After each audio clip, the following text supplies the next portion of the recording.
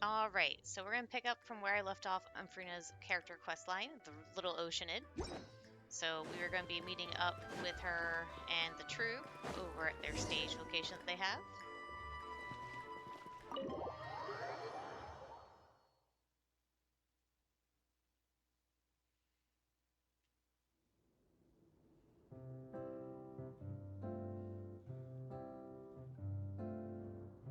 Huh? Lady Furina? What's Lady Furina doing here? Hello all. Allow me to explain. As of today, Miss Furina will be supporting our production of the Little Oceanid in the role of artistic consultant. These two over here are the ones that made it possible. They kindly reached out to Miss Furina on our behalf. I'm sure they need no introduction. You bet! That was the trial of the century! You helped bring our director's murderer to justice. We can't thank you enough. Oh, please don't mention it. We're just here to join in on the fun. So, you were saying the Little Oceanid? Yeah, that's the name of our final show. It's an unfinished script left behind by our director. One of our greatest regrets is that she never got to complete it. So, if we can bring it to the stage and make it a successful show, we can all take some solace in that. Wait, but if it's not finished, then... Finding an Yeah, actress was the we've least been of your battling worries. issues on every front, trying to realize this dream. Anyway, let me give you a quick summary of what the story's all about. The protagonist of the story is a young Oceanid who transforms herself into human form, despite the protests of her family. She longed to live just like any other human. And sure enough, she found friendship and even love. Everything seemed perfect. But one day, her true identity was exposed, and her world came crashing down around her. So far, so good. A classic tale. What happened after that? That's one of the issues we've been trying to deal with. Unfortunately, this was as far as the director got with her script. We need a proper ending so we can bring this musical to the stage. But people have different opinions on which direction to take it in. We still haven't decided between a happy ending or a true-to-life tragedy. By true to life, you mean the director's sudden disappearance?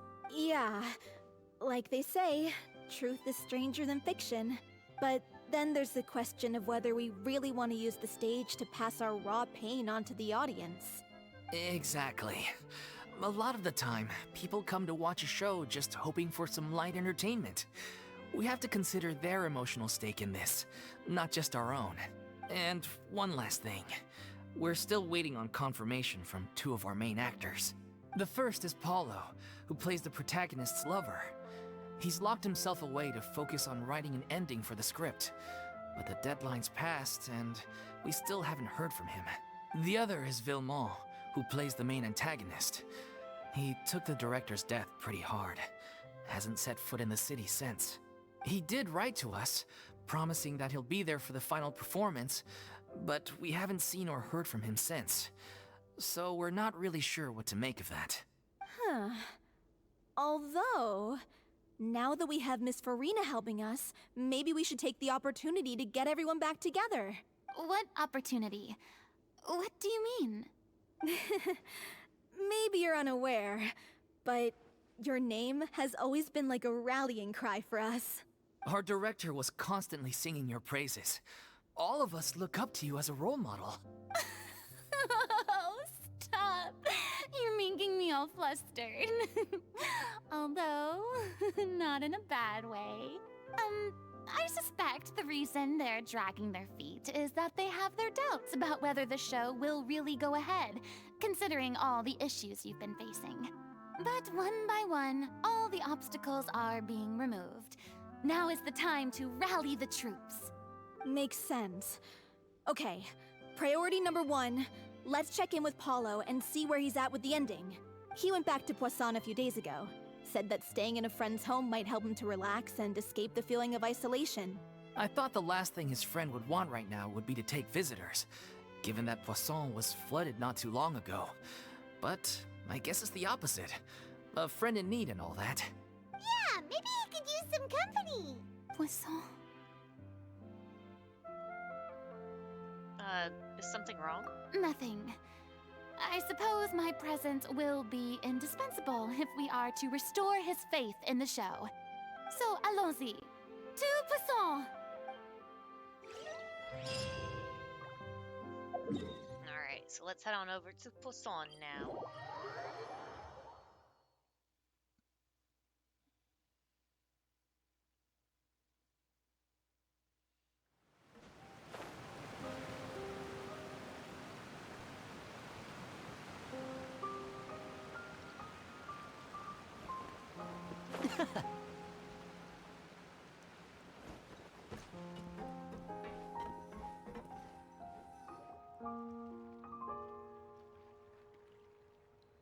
If I remember correctly, this is where he's staying. Who is it? It's me. Is the script ready? You came all the way here for that? All right. Forget that for now. Just come on out. We've got some great news. Nice try. Look, just give me some time, okay?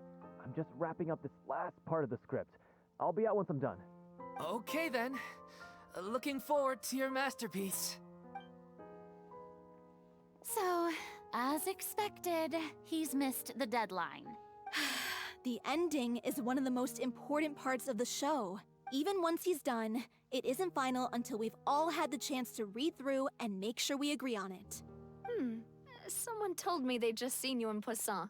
I assumed it was a case of mistaken identity, but sure enough, here you are. And Furina, too. I was wondering if we might run into her. So, you're here for Paolo? Looks like he could be a while, so feel free to take a stroll around town in the meantime. I've made all the arrangements already. Oh, it's okay. We can just wait here. Thank you for being so considerate, Miss Navia. That sounds wonderful. We'll take that stroll. Get over here, you! How oblivious are you? How are things in Poisson now? Any better? Things are on the mend, but it's a slow process. Some people may never recover from the trauma they experienced. I'm sorry to hear that. I wish there was something I could do. Please, must our conversations take such a depressing turn every time we meet? We all have painful memories, but we don't have to let them cloud everything we do. And if you're trying to make a new start, perhaps it's best if you don't bring up the past all the time. Thank you for your words of comfort. You make a very good point. But for now, at least, I think I should stay with the way I'm feeling for a while longer. It's okay. These things take time. Moving on from a painful experience is easier said than done, which brings me to why I'm here. I thought you should probably know that not everyone here is ready to forgive and forget after the Hydro Archon's inaction in the face of catastrophe. To avoid upsetting the peace, I told the townspeople that everyone here is a member of the theater troupe, and that you are just an actress playing the role of Furina. It's not a perfect solution, but hopefully it means you won't have to lie low while you're here. That's so thoughtful of you, Navia. Well, what do you expect? I am the courageous and considerate president of Spina di Rosula, after all, like my father before me. Anyway, that was all. Look after her now. Got it, Navia. Thank you. Off we go then.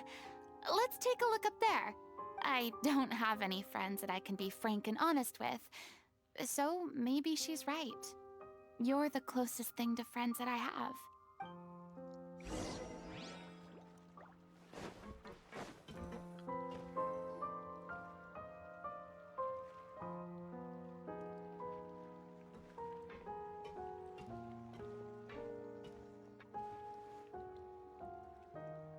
I'm so grateful that Miss Navia was so understanding. To be perfectly honest, I didn't know if I was ready to meet her. It's always easiest to just run away from your problems. But that never fixes anything. You can't get around the obstacles without facing them. So that's why you were nervous when they brought up Poisson. Yeah. I'd be lying if I said I wasn't scared of coming back here. Still, I felt it was something I had to do.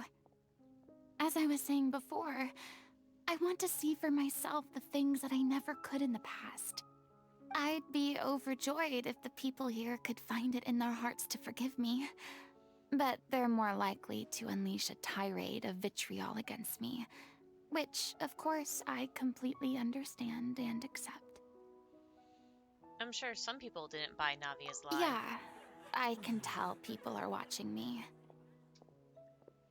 I'm sure some people here see the idea of someone coming to Poisson dressed as the Hydro Archon as extremely disrespectful. I used to be terrified of the gaze of other people, especially when they had suspicion or resentment in their eyes. I guess I wasn't quite ready for this after all. I'm not surprised you're making yourself go through all of this. Maybe you've taken on a bit too I much in one can't go. let myself see only the things I want to see. How would that make me any different from before? Look! There seems to be a crowd gathering over there. They're not staying quiet Probably either. time we made a move. How about we check out Spina di Rasula's ship? We should have a view of the whole of Poisson from there.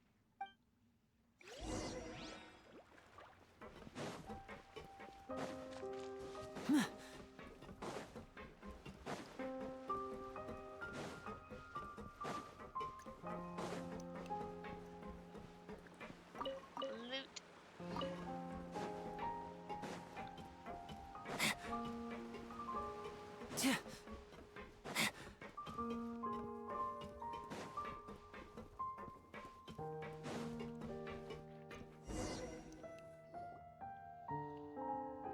I'm sorry.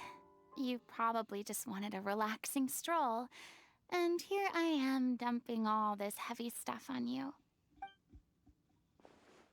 We don't mind. It's actually refreshing to see a different side of you. Great. Well, I appreciate your company, so please don't disappear just yet.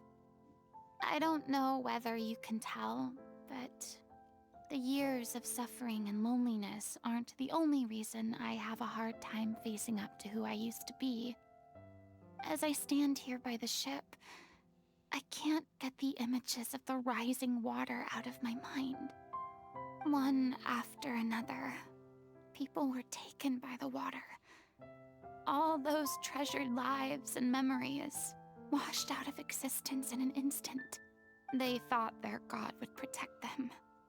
They had absolute faith that when disaster struck, a divine power would save them from harm.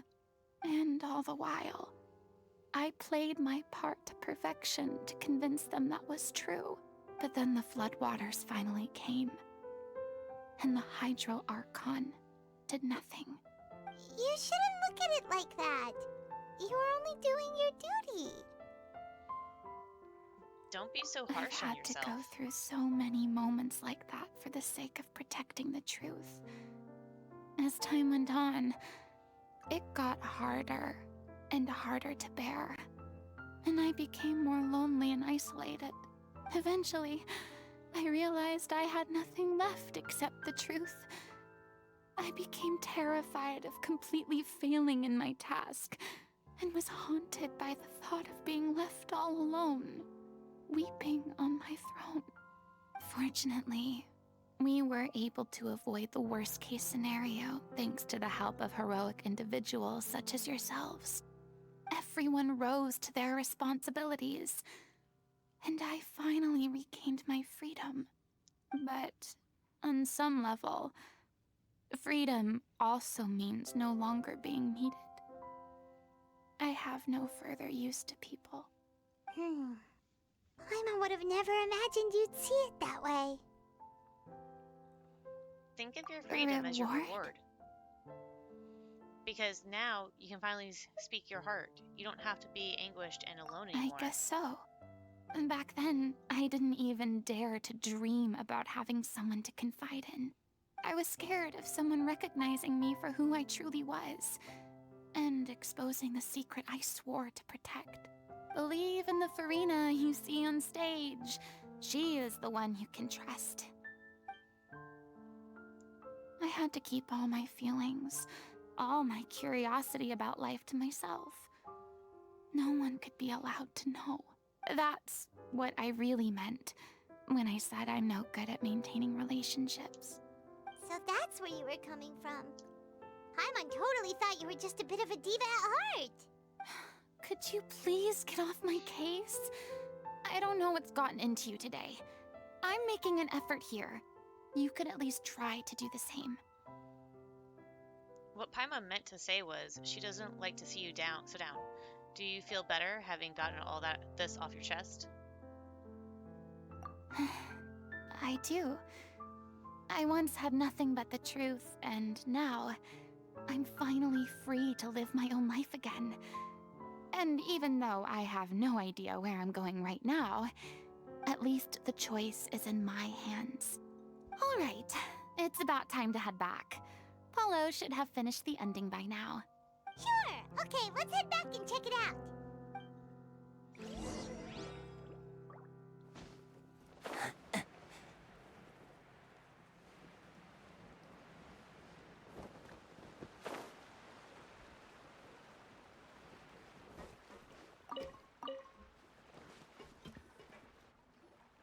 Didn't you say you needed to watch what you eat? You're supposed to be cutting down on fried foods, not wolfing down copious quantities of fish and chips, you know? Come on. It's not every day we get to dine at Spina di Rosula's expense. Can you believe how generous she is? I'm not about to pass on free food. Anyway, my character doesn't need to be slim and good-looking. That's your job. Are you kidding me right now? It's not your character's health I'm worried about, it's yours. I've spent my whole life battling the effects of ill health, and it kills me to watch you willingly ruin yours by filling yourself up with junk all the time. Oh no, looks like they're arguing again.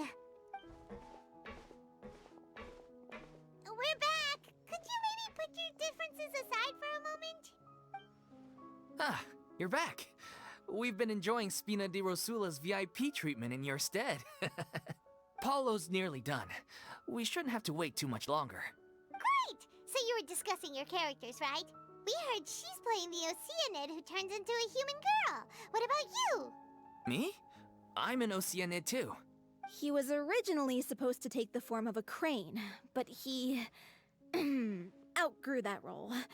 Well, the costume at least. So now he's playing the boar instead. The boar's not a bad character, actually. He's the one who raises the little Oceanid, yes? That's right. He has some pretty memorable lines too, like when he imparts some solemn words of wisdom to the little Oceanid. If you become human, you can reveal your secret to no one. You will face suffering and loneliness. Is this truly what you want? Wait, that sounds kind of familiar.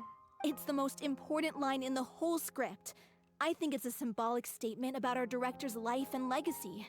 She kept quiet about all the trials and tribulations she faced in running our troupe, allowing us to devote ourselves fully to performing.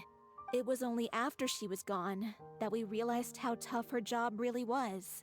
You mentioned earlier that the troupe is like your home. Yeah. I was born with an incurable illness, and once my family found out it couldn't be treated, they decided they didn't want me anymore. I spent some years taking whatever work I could find and trying to manage my illness with various medicines.